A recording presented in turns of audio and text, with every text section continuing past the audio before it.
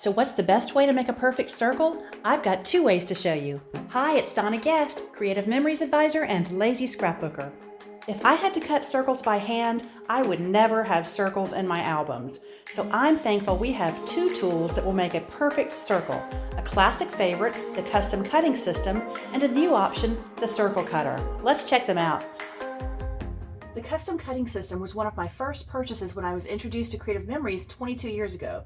At first, I bought the oval templates, but within a week I had to have the circles, and I'm still using the same set. This set of 3 circles, when used with the 3 blades, will create 18 different sizes of circles ranging from 1 inch in diameter to 6.5 inches in diameter. Each circle pattern has 2 tracks, and the 3 blades differ in the distance between the prongs that are inserted into the tracks and the blade itself. So red has the shortest distance, then green, and then blue. So when you look at the template that's provided, and you can see mine is very worn and very loved, you'll see 6 different sizes for each circle. It's a little bit hard to see, so let me show you with a better visual. Here you can see, using the smallest circle, I've cut with the color coordinating blades 6 different sizes. Each size is 1/8 inch apart, and so the great thing about that is that you can layer these and create very narrow mats. Or if you wanted a wider mat, you could do red to blue and you'll have a 1/4 inch. You'll notice that because of the 2 tracks, on the larger circles, when you do the outside track, red is going to be the smallest and blue is going to be the largest circle. Then when you use the inside track, you'll notice the reverse. Red is the largest circle and blue is going to be the smallest. So you've got 18 circles in all. And if you purchase separately the jumbo circle pattern, then you'll have 6 more larger sizes to use for a total of 24. When I first got the custom cutting system, I'll admit I went a little crazy with circles and ovals. Now, while I really feel there's no wrong style in scrapbooking, today it's not really my preference. So I did finally settle down and maybe do 1 on a page for emphasis, and it looks really great. Using the different blades with the 1/8 inch difference between them, you can make different cuts and create some really neat embellishments and designs. The circles and the ovals can really add a lot of emphasis to the page, and they save room by cutting out the background that you've seen over and over again, and just let you focus on the subject. Let's look at how to use this tool. And if you like videos about fast tools and fast pages, be sure to hit like or subscribe so you'll see all future videos. And if you already have, thank you so much. Let's mat a photo. So this photo actually started out with a square image, and it was printed by Creative Memories, and here's how they do the print to fit, so I get the whole image, just by the way. So I'm going to use this template, and I see you typically have to start with a smaller one if you're matting a regular 4x6 photo, because it's going to have the 4-inch circle, and that's using the red blade on the smallest circle. So that's where we'll start with the photo.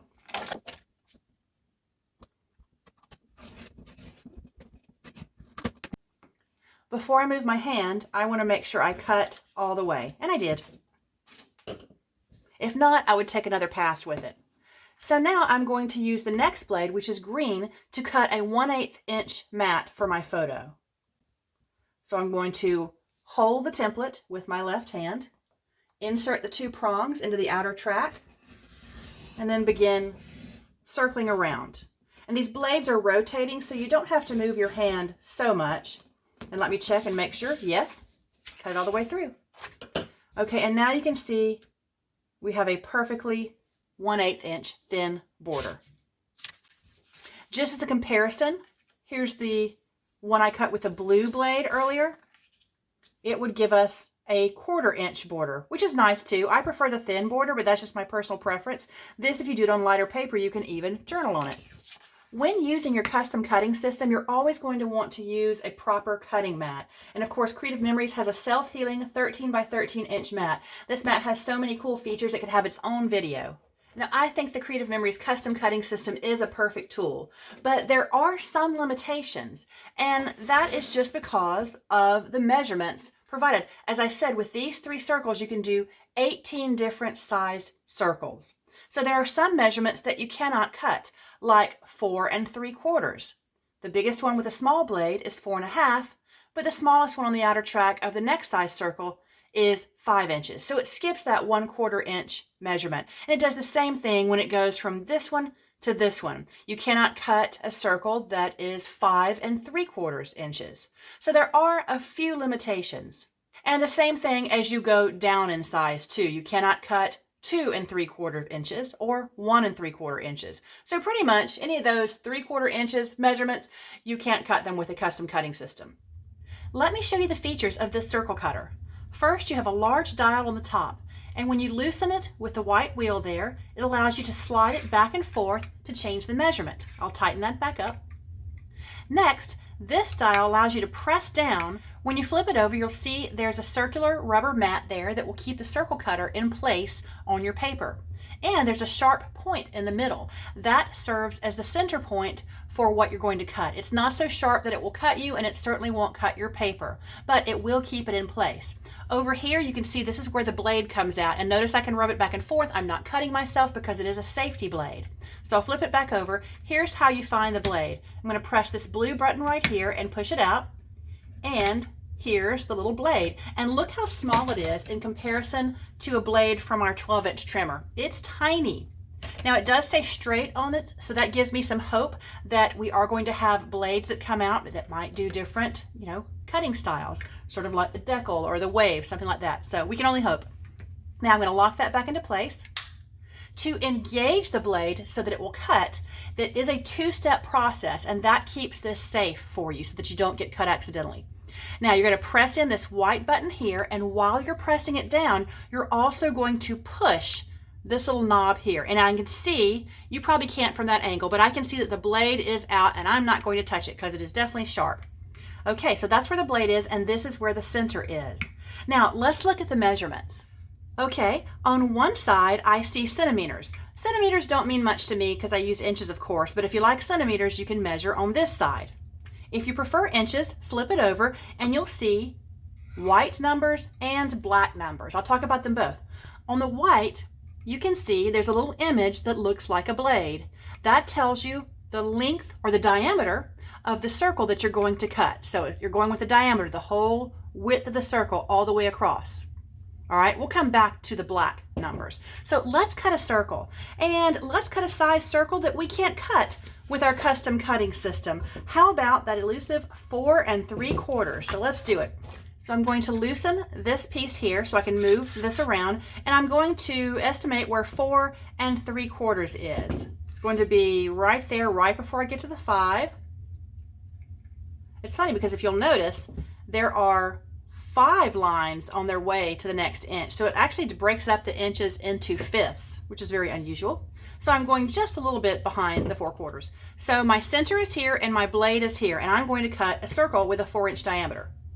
All right, I'm going to press down with my left hand. I am right-handed, so I'm going to use my right hand to do the two-step motion for there. So I'm pressing down here and holding, and then I'm going to press the white lever and push down. Let's see if I did it. Perfection. Did you see how fast that was? I can't do anything faster than that with a custom cutting system. So I think they both have their uses. I really do. This sure is easy. And now I could get the proper matting for a larger 4.5-inch photo if necessary. If I wanted to cut a bigger circle, I could certainly change that. And I'm looking at the measurements. Let's do a 10-inch circle. So I'm going to go all the way to 10 inches. Tighten it up. And again, you want this in the middle. Now, if I want to try to center this on this white piece of paper I have, I can use the zero centering ruler. And if you haven't picked up one of these, oh my gosh, they're only $6. You will love these from Creative Memories. Now, I've got an older version and mine is blue. The newer versions have black lettering, so they're a little bit easier to read. So I'm going to use that, and I'll center this right here. And I even have a black line over here that helps me. And then I'm going to go this way. And you see it goes from 0 to 6, 0 to 6. And I'm going to center this line here, right there. So I think I'm in the center here. You could also eyeball it and look at the 6s all around on your 13 by 13 mat. So I'm going to press this down and then I do my two-step process. Oh my gosh, it is so fun. It's so smooth. Look how easy that is. It's important to note the circle cutter can be used to cut photos, but doing so may dull the circle cutter blade faster. For the best photo cuts, Creative Memories recommends using the personal trimmer or custom cutting system blades. Let's try something different and I'll show you what these black numbers mean. You'll notice there are black numbers here, and at the end the little icon actually looks like a pen, and it is. It's where you can draw circles on here. So let me grab a Creative Memories pen. I'll grab this beautiful purple. And just a note, it does need to be a current Creative Memories pen because it has to be the right shape to fit in this little hole. So I'm gonna loosen this up again, and let's do big circles. So this one starts over here, goes 3, 4, 5. Let's do a 9-inch circle. And I'll tighten that up. And again, I'm going to center this in the middle there as best I can. Okay, then I'm going to use the fine tip of the pen. Can't be a bold tip and it cannot be a dot pen. It has to be the fine tip of either of those pens. Press this down in the center to make sure it stays in place. Put the pen in the hole and then start drawing. There we go. Let me slide my mat over. I've got a crack in this table where it's a folding table. All right, that'll do a little better. Then for something cool, you can kind of get off center a little bit and do that again. It's kind of like that toy in the 70s, the Spirograph, if you remember that, really fun. Then I'm going to off center a little bit again. There we go. And maybe I'll try a different color.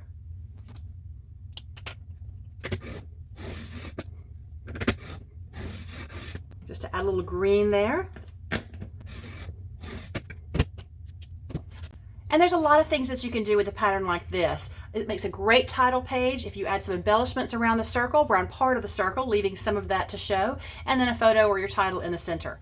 Here's a beautiful example created with this technique that was created originally by CM advisor Sachio Uemitsu, and she shared it with us on the blog, and it's beautiful. I used the botanical burst embellishments like she suggested to make this, and then the dot pens for the embellishments there, just to add something. Hey, and if you don't know what the dot pens are, we're currently sold out, but I hope they come back. If you have the dot pens and you haven't really used them, check out the link I'm throwing up in the top right corner on how to create things with dot pens. And I've got one more sample to show you. About a week or so ago, I posted a 30-second super fast video on my TikTok page, also the same name, The Lazy Scrapbooker, so check it out, showing how to build this cute little snowman. It's cute, fun, and easy. And my mom called me and said, I loved your snowman video, but I needed you to slow it down. I'm old. I wanted to see what blades you use. That's fair, and she's not that old. So just for my mom and anyone who wants to build a snowman, here are the measurements. Now, if there's one thing that the new circle cutter will not do, it's cut circles less than 3 inches in diameter. So if you want to build a little snowman like this, you're going to need the good old-fashioned Creative Memories custom cutting system. And this is a great visual here of exactly what you'll need. You'll need the 2 largest circle patterns, not necessarily the smaller one, and you'll need the red and the blue blade. Now, you can certainly play with these measurements and do any size snowman you'd like, but these are the ones that I used. Okay, first, we're going to start with the largest circle on the bottom, and I'm going to use the red blade on the inside track of the large circle. I put them all here so you can kind of compare. Next, I'm going to use the red blade on the inside track of the middle circle.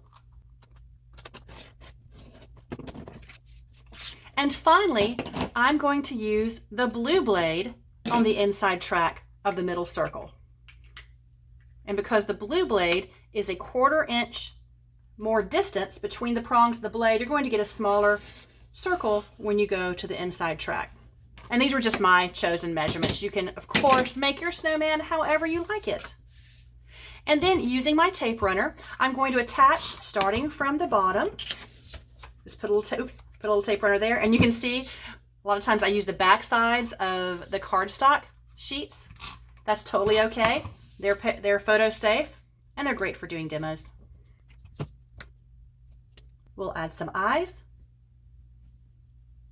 mouth, and I'm just doing dots with the bold tip of a black jewel tip pen. You could also use a dot tip pen for this.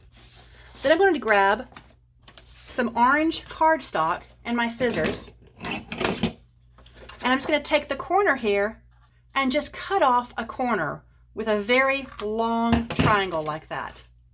And let's see how this looks. Put a little tape runner on the back of it. And we've got a perfect little nose. Now let's give him a scarf. For this, I used some very old pattern paper that I had in my file over here. And we're going to cut with the scissors. I'm going to cut a couple of strips. And these are just about 3 inches long. And look how they're a little bit sideways like this. Okay. And then I'm going to cut the little neck piece for the scarf. And I really just kind of eyeballed this. It's maybe about 2 inches long, and you can trim it. It's better to be longer than shorter, and then you can trim it off. Okay, but here's my favorite part, the fringe border punch. And this was one of those exclusive items, and I can't remember, it was last year, and I can't remember what you had to do to get one. But I'm going to use it to make the fringe on the scarf here, and let's see how this works. Just slide both of those in, press, and boom, we have fringe. If you had scissors that cut fringe, that would certainly work well also. And so now let's attach. I'm literally using scraps of paper to make this little guy. Oops.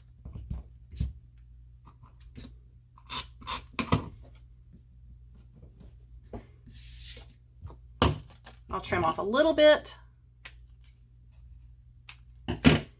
Okay, and he's perfect. Be sure to check out my website, which has lots of content and links. Click on events once you're there, and you'll see that I host virtual events. I'd love to see you on one soon. Let me know in the comments which tool you liked best. Thanks for watching.